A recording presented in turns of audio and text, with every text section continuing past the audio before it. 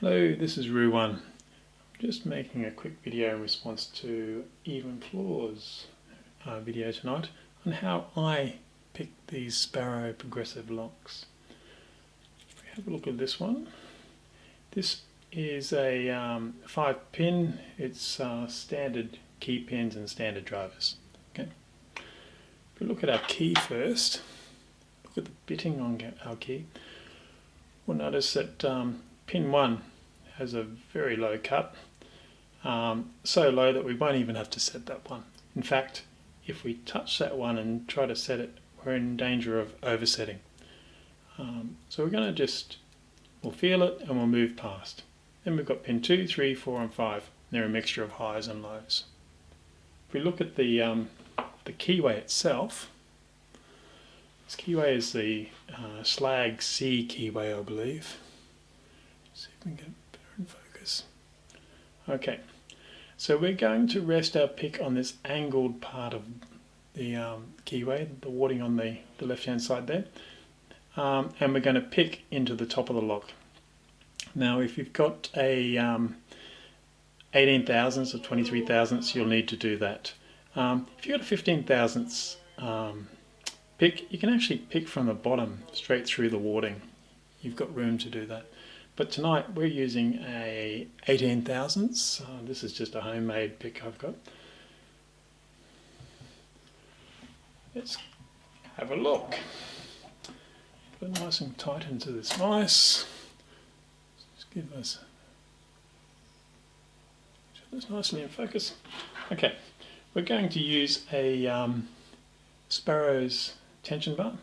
It's 50 thousandths, top of keyway. So the way I do it, and I'm by no means the most experienced picker, but this is the way I tackle these Sparrows. I first of all rest my pick on the warding, and then I move across the top of the lock, crash into key 1, or pin 1. Now I've hit pin 1, I'm going to go down underneath pin 1. Once I'm underneath, I'm going to test it. I know that this is the one we don't want to move, so I'm just going to feel that it's bound and I'm just going to move past. So now I go under pin 1 and crash up into the front of pin 2. Go under that. Now I'm underneath pin 2. I check it to see whether it's binding, and it is. So now I'm going to try to lift pin 2 to the shear line. To do that, I'm going to reduce the tension and then slowly lift the pin. Nice click, so that's been lifted to the shear line. Now we're going to go underneath it and crash into pin 3.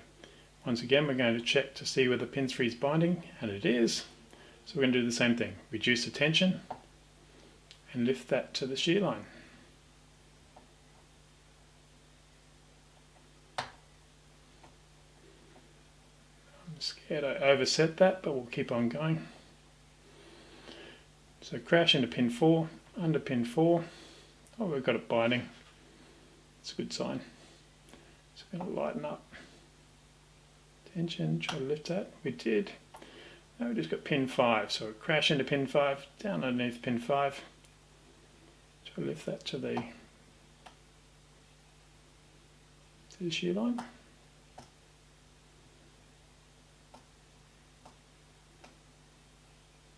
And we've got an open.